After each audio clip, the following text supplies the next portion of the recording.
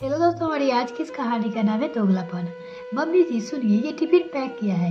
आप पार्क में जा रही है तो जरा जाते हुए ये टिफिन नीचे वाले फ्लोर पर सुशीला आंटी को दे दीजिएगा और कुछ जान पहचान कर लीजिएगा। सुशीला, बहू कौन है ये सुशीला? मम्मी जी अभी कल ही सुशीला आंटी से मिले हैं। उनका परिवार अपनी सोसाइटी के तीसरे फ्लोर पर शिफ्ट हुआ है।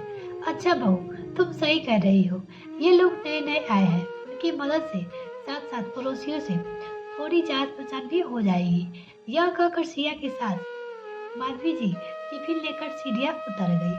माधवी जी ने सुशीला जी के घर की डोरबेल बजाई। अंदर से सुशीला जी दरवाजा खोलने आई और माधवी जी को देखकर नमस्कार किया।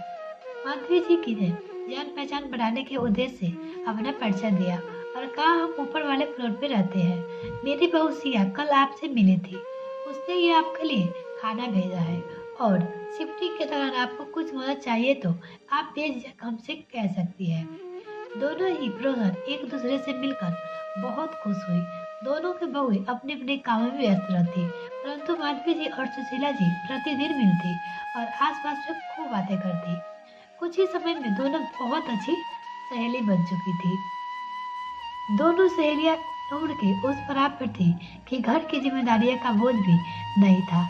इसीलिए उनका अधिकतर समय भजन कीर्तन पूजा पाठ में बीत जाता था। तो अगर चैनल को अभी तक सब्सक्राइब नहीं किया तो बिल्कुल मेरे चैनल को जल्दी से सब्सक्राइब कीजिए। एक बार माधवी जी सुशीला जी से के यहाँ गई तो उन्हें महसूस हुआ कि आज उनकी सहेली बहुत उदास थी। पूछने पर उन्होंने बताया कि काम ना करने के लिए उनकी बहू नाव्या उन्हें ताना मारती है।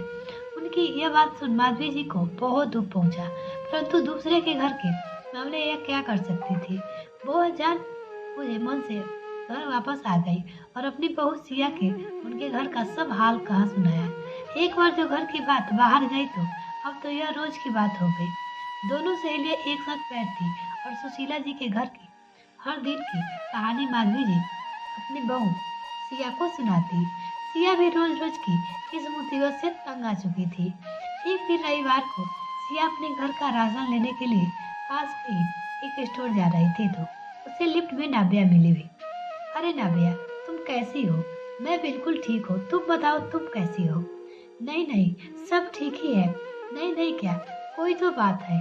जब तुम मुझे पहले मिलती थी तो इतनी उदास नहीं दिखती थी, परंतु आज मुझे तुम कुछ उदास जान पड़ रही हो। अगर तुम्हें कोई परेशानी है तो तुम मुझसे शेयर कर सकती हो। अब सिया की बारी थी। उसने कहा, अच्छा नाव्या, एक बात बताओ, तुम्हारी सास का व्यवहार तुम्हारे प्रति कैसा है? ऐसा क्यों पूछ रही हो सिया? मेरी सास तो माँ जैसी है। मुझे उनसे कोई परेशानी ही नहीं है।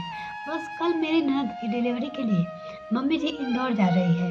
सोच रही हूँ मम्मी जी इतनी बड़ी जिम्मेदारी कैसे निभा पाएगी। वो अपने सहेली से कहती है। सिया अपने कानों पर विश्वास न कर पा रही थी। इधर सिया की सासू माँ तो रोज नई नई कहानी सुना रही थी। आज एक बार फिर माधवी जी सिया से बोली, देखो तो यह नव्या कितनी सीधी सादी लगती है। इस बुढ़ापे में अपनी बूढ़ी सास से काम करवाते हुए भला शर्म नहीं आती उसे। सिया को यह सुनकर अच्छा न लगा था। अगर अपने ही घर में सास कभी कोई छोटा मोटा काम कर लेती तो इसे इसमें हर्ज क्या है, वो सोच रही थी। नाभ्या से ज्यादा मिलना तो कभी नहीं हुआ। हाँ, एक दो बार कभी कभी लिफ्ट में आते जाते उनसे मुलाकात हो जाया करती थी। अगले दिन रविवार था। हमेशा की तरह सिया को आज भी पास वाले मार्ट में हफ्ते भर का राशन लेने जाना था। जैसे ही घर से निकली तो सीढ़िया में नाव्या भी मिल गई। हेलो नाव्या, कैसी हो तुम और कहाँ रहती हो? कभी दिखाई नहीं देती। मैं ठीक हूँ सिया। बस सिया क्या बताऊँ, तुम्हें बस ऑफिस और घर के कामों में ही समय व्यतीत हो जाता है। बिल्कुल अपने लिए ही समय नहीं निकाल पाती हूँ।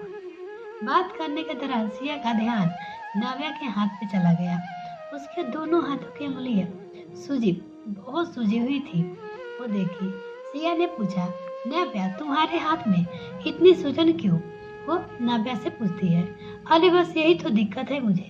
अर्थोठाइस है और मैं इस घर का छोटा मोटा काम भी बड़ी मुश्किल से कर पाती हूँ और पिछले कुछ दिनों से ही इतनी तकलीफ है बढ़ गई है कि सब्जी आदि काटने की सहायता मम्मी जी से लेनी पड़ रही है। नाव्या की बात सुनकर मैं दंग रह गई थी। जब सुशीला जी अपनी बेटी की डिलीवरी के लिए उसकी मदद उसके घर भी जा सकती है तो, परंतु अपने ही घर रहकर अपनी बहू की मदद करने में उन्हें बुरा लगता है। सुशीला जी का असली चेहरा सिया की आंखों के सामने था। जैसी वो दिखती थी ऐसे तो वो बिल्कुल भी नहीं थी। रोज उनकी बेकार की बातें सुनने से उसकी अच्छी भली सास का व्यवहार भी परिवर्तन हो गया था।